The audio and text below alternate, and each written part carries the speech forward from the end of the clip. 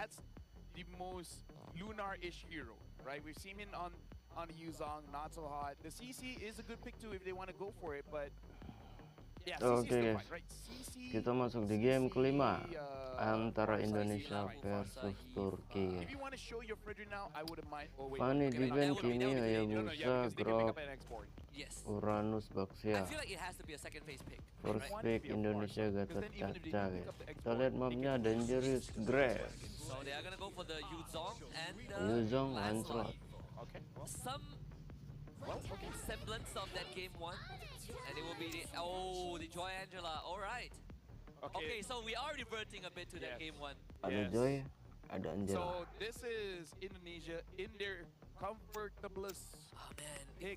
if only they didn't pick the Lancelot, I would call for a Fredrin pick and then you ban out Export. So Yes. okay, it's a tricky spot to be in. Yeah, that's why I did not want Team Turkiye to pick up their jungler now. They can still go for the Esmeralda, and I think it's still serviceable. I agree, but then you lock yourself into double fighters. Bisa Yes. aja And you tuh. don't have Lancelotnya jadiin And Godland you aja know why ya. it says Lunox, good solution, right? A decent solution to deal with it. But this is maybe because Ambil Fredrin we jungle. handle MPL Malaysia, and we know the best Malaysian team basically has the mindset if it's not banned, I'm still gonna pick it up. I'm not too sure I'm liking every single game they're changing the strategy when you clearly know what worked. Right, it's like, why change it when it works? Yeah. I mean, like, here's the thing. It makes sense. It definitely makes sense. But when the results keep changing, that's when questions start to pop up. At least for me. When it's not broken, why fix it? Something along that line. Though, you can still ban out like powerful picks like Hilda. I do like it. I think Export needs to be considered also. Actually, Turkey does not have a lot of. Kalea di ban. Wait, they can pick Export, right? They can. I mean, Turkey can consider. Though I think like the Roma is a lot more important right now. I feel like Team Turkey. Kita lihat ini udah udah game terakhir guys. Ban out Esme. Siapa And yang we're menang, looking pretty good. dia yang menang. Siapa yang kalah, dia yang kalah guys. Yeah. Gonna go for that ban. If the Yuzong wasn't there, or I would even consider Fredrin XP lane. There's a room for it. It will be a Lapu ban by Turkey. Lapu di They ban. can still consider Export if they want to, since they already have good damage profile with the Lance and the Lunox. It's not too bad of a pick. Yeah. You are looking for something that can deal with the lane alone. And then you need a very strong roamer to hold the front. And I think that's going to be the challenge for Apex. As of right now, I think the high loss is still fine-ish because there's not a lot of shred from Indonesia just yet. I think with Franco, again, if they really want to, you have an Angela +1. Yeah, but then you just pick 5, so you're basically showing whether this Lunox is gonna go mid or gold. Yeah, I think you... Who do you want to hide? I think that's the question. A part of me feels like you want to get the best possible roamer choice. Esmeralda. I would actually legit Bandnya go for yang band-band yang Export sangat here. bagus. Because it's Angela mid. There's no burst damage that will take out the Faraga armor. Yep, and that's why I think if you want that gotcha Franco, you can just run it back, right? You have a decent damage to take out whoever comes in with the Angela. You just need to be able to bob and weave around some of these conditions in the fight. Because for Team Indonesia now, they're showing the Angela, unless they're gonna do something crazy and put Angela Rome and Gata in EXP or something, they're not gonna be having range damage or like a safe range damage. Ruby is also not that Ruby. bad into what Indonesia has. Yeah, into the Joy, into the Gata. They take the Export. export, right? That's what I'm worried about. That was what I was worried about for the side of Cici guys. Turkey. Wow, If that export goes amazing. to, they don't pick it, Indonesia has a good window to take it. And now they are in a bit of a pickle. And Export, High Loss is a bad pick, so they basically do have to go for the Franco because CC can drop you down fast, Export can drop you down fast, so they have to go for Franco. We sort of knew that this Franco was coming in the last pick. It's more of what that fourth pick was going to be. I personally feel like Export is still a better fourth pick for Turkey. I think Turkey, their draft will work if Lunox can kill or at least destroy the Faraga armor fast. Because if not, you know Team Turkey with this draft, they will clump up. Yes. If they clump up, hey, the Export is going to be one very happy fiery boy. Yeah. So ngambil perangko guys, we sort bahaya of sih. forecasted how the draft is going to be. I personally still feel like Export was a better choice, but you know, potato potato. I think Ruby can still work. You get some good catch, right? You trade a bit of that Export fighting power for the catch that can help Lunox for Rosa in the mid lane. But this is all for the marbles. A podium finish and a bronze medal plus the prize pool on top of that. Indonesia up against Turkiye in this bronze match best of 5. Ladies and gentlemen, we're about to jump in the final game in the bronze matchup to determine who will be the third place of WEC 2025. Is it going to be Yakin sih Turkey ini or Indonesia menang. Indonesia? Back to where it all started and how it was designed. Dangerous grass just like game 1 and a Franco on Turkiye, Angela for Indonesia. So some throwbacks. Hopefully it pans out slightly differently for Indonesia.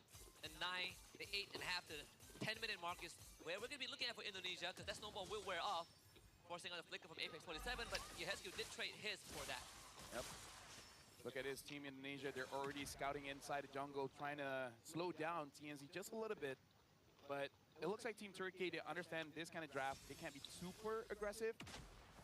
They just gotta make sure that they trade safely. So TNZ is gonna be uninteractive for a while. Yeah. And mid priority should theoretically be given over to Indonesia, but they don't want to shove the wave.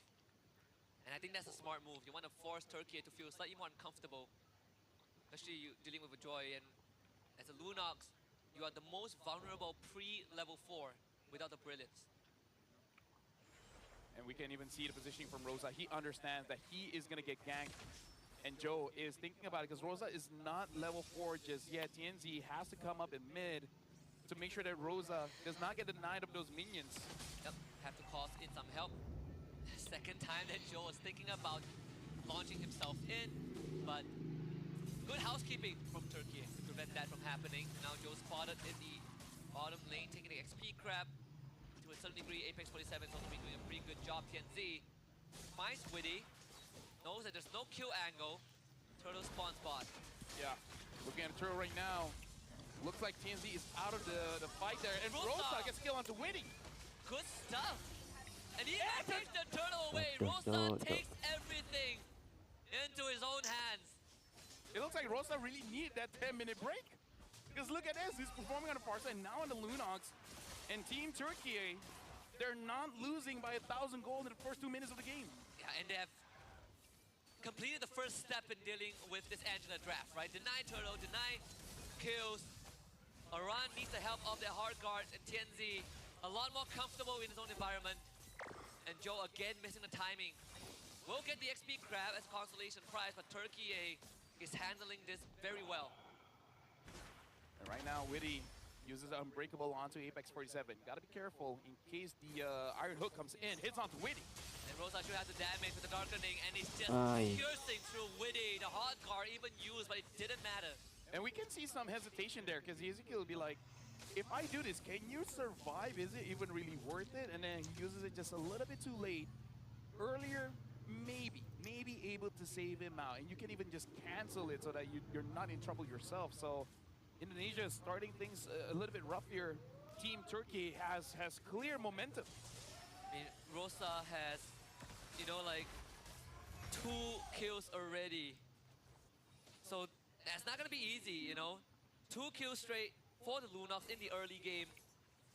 It accelerates the gameplay and it makes it even hard to manage. Lunar uses the Petrify Black Dragon form a bit late. Tries to trade his kill, but wasn't able to do so. So it's gonna be a tough situation to manage. AOG drops in, Apex 47 will have to take the brunt and the fall for it. Rosa brilliance to safety. Iesf finds the kill, but Rosa looking to run away. Good Witty with the tank. Forces out the flicker and cycle knife from Rosa. Turkiye taking a bit of the fall, but still able to cut losses. All right. Taking over for LaFell for a short moment here. I have no idea what's going on because I haven't been paying attention. But it's okay because we're all here for a good time anyway. Game number 5, Turtle, gonna be secured by Team Indonesia. Looking at they're actually trying to fight. Not a problem there for Witty, right? Still. I think without Rosa, you won't have the output yet to take him down. Welcome back, by the way. Yeah, I wasn't expecting. So you did think it through of staying until the end? Stuff just happens. Stuff just happens. So what have I been missing? What's the state of the game right now for me and everyone else? Well, whoever wins this gets some prize pool. No, I mean like the game No, itself. We know that. We know what's going on. I mean, outside the game. I would say. The game. Yeah, well, Turkey is being very comfortable, right? You can comfortable in their skin, but also very comfortable with how the game is going. I think they have adapted to what Indonesia is bringing to the table. The Lunos getting 2 kills in the early game definitely makes it feel a lot better. That is true. 2 kills. Oh, that's a hook. Witty gets pulled back, very durable, but cannot survive the random execution. That's TNZ finding one. Lunar, gets a furious dive. Baran is bleeding out. Black Dragon form. It's enough with the help of Rosa. Even cuts through the vengeance. Iesf, he wants one in return, but Rosa lets him eat the damage from Brilliance. Double kill for Lunox. Team Turkiye definitely coming on top right now, and looks like they found Kabuki as well. Right through the chest, TNZ with his second. Looks like you weren't kidding about Team Turkiye looking even more comfortable. Their victory in game number 4 certainly gave them the momentum they needed.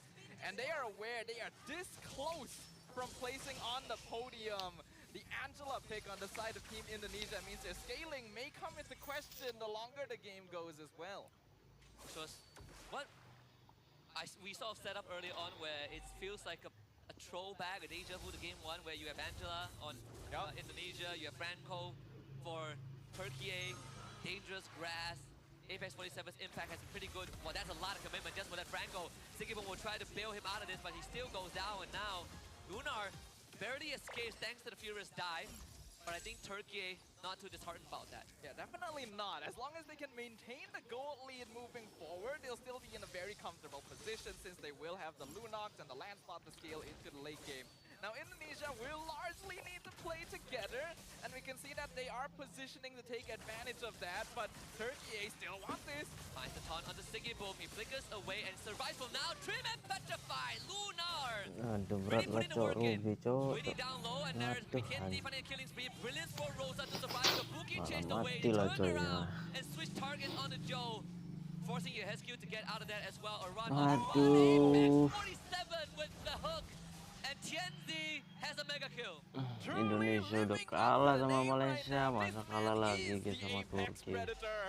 And Indonesia, I don't really know what the decision making was there. What was the call? Why did they chase so far, go under the tower, and then give up their positioning over the Lord? A great petrify from Lunar too meant that they were completely punished for that one. They lost the turtle. The scaling is really building up. This is not looking too good. Not at all. Even Sigibon just eats the full damage. Let's get the hook, the drag back in, so that's saving grace, I guess, for Joe and Iesf. But now these bushes are a lot more dangerous because Apex 47 has been on the money with those hooks. Turkish Delight again into a bloody hunt, finding execution. Witty desperately trying to hold on, but cannot withstand TNZ. Aduh, ayolah Indonesia. Thorn rolls, good footwork, Kabuki. Saying a prayer there. No Black Dragon form for Turkey. Mid-tier 2 will go down. Ooh, that was close. The hook almost landed on Iran. Is able to avoid that. But if Witty, who is one of the tankier members of Indonesia, is melting that quickly, we know that Rosa is farmed. And the more Rosa holds on to this snowball, the more space that Turkiye gets to continue pushing their lead forward. Looking at itemization, they're actually playing this very offensively. Apex 47 with the first item, Winter Crown, not even bothering to fight defense items because he knows that he's in a perfectly fine state. Even a potential fleeting time after. Oh, Rosa! Can they kill him? Nope. Brilliance. Quick way out. Last Insanity, not a problem. Rosa disengages. A pick off there would have been crucial for Team Indonesia. If they can shut down this Lunox, they buy themselves precious minutes. But Rosa has been popping off so far, he's not going to make that mistake. So it is a question of why he was that far out in the first place. With multiple ultimates utilized on Indonesia, Turkey actually have an even easier time securing this Lord. Apex 47, no tank items, and he alone just needs to stand there to keep Indonesia out of their own jungle. Worth mentioning that Rosa also picked up the Wishing Lantern during his great escape. Okay, that hook goes wide. Apex 47 has a Winter Crown. Just goes fleeing time. And Winter Crown right now. They're gonna pull back onto Kabuki. Oh my goodness, Aran, where did you go? Witty disintegrates. Rosa is unstoppable. They commit the Black Dragon form from Lunar at the cost of Apex. Apex goes down, but the Winter Crown buys enough time for them to get the I'm Offended pull in and then the blow up on Aran and Witty. Now, Indonesia being able to get any trade at this point is actually not too bad for them considering the goal difference we're looking at. But Turkiye are feeling it. You can see them. They're taunting in the face of their opponents. The Lord is pushing in now. This is the most confident we've seen Turkiye in the entire tournament. Siggy Boom not able to get the pull back, but it is fine. No structural damage, more substantial one at least for Indonesia to get a very straightforward base defense. Inhibitors all stand. 7.7k goal lead for Turkiye. Something big needs to happen here, Team Indonesia. Remember the stakes. This is the last game of a best-of-5 series for that third placing. If you lose this, you walk away from WEC making it through this entire journey without a share of the prize pool. Definitely not a good feeling. In terms of damage done as well, Rosa obviously dominating the top of the charts, but the only person really being able to put out a bit of a fair place is Kabuki on this X-Borg. And he can no longer feel safe about standing in front too. The burst damage from Team Turkiye is sufficient to actually blast that Virago armor off straight away. They have to play together, but even when they are grouped up, it's not sufficient. This would normally be the counterplay to something like a Franco, but it isn't sufficient. Fleeting time, town completed, Apex and going for even more plays. Siggy Boom wanted more, but only found one. The Don't Run Wolf King actually controls 3 of them though. And a commitment from the side of Indonesia, but only ends in the death of Aran. The Black Dragon form is out as well. Lunar zoning the rest of Indonesia away. Witty goes down. And Turkiye looking to continue that damage. Siggy Boom comes in with the pullback. Yehezkiel does survive that. Minion wave still a bit of a distance away, but Indonesia unable to show resistance at all. They have the hard guard on Kabuki. But the plan is going with the last sanity. They're all clumped up together, but Turkiye could win the crown from Apex 47. Siggy Boom with a pullback. Joe is gone. Tianzi goes to well right through Kabuki. Ladies and gentlemen, we're looking at what could be the greatest upset of the entire tournament right here. So many times Team Turkiye could have been picked off right there. They were even baiting Indonesia into the fight. They know how much of a lead they have, and they were not punished for it at all. Apex was the only person to go down, but Franco isn't really worth all that much. 12 minutes in, 9k goal lead in favor of Team Turkiye. Rosa still undefeated, 607 on the Lunox. This is Turkiye's late game core, completely enabled off of early game snowballing. And Tianzi's no slouch either. Team Indonesia hasn't been able to put farm in on Joe and their other heroes who are meant to be able to create the space necessary for them through the early to mid game are just not relevant at all. More than 10k goal lead, and the second Lord about to march onto the map. Indonesia might be on their last legs, to be very honest, and I agree, this could be the biggest upset of this tournament. A podium finish from Turkiye would be a glorious finisher to what has been one of the more rocky journeys in the entire tournament. They're the only one that came into the playoffs, or at least into the top 4, without a perfect record. They have dropped games in the group stage. Team Turkiye has been quite the stalwart presence in the scene for a while.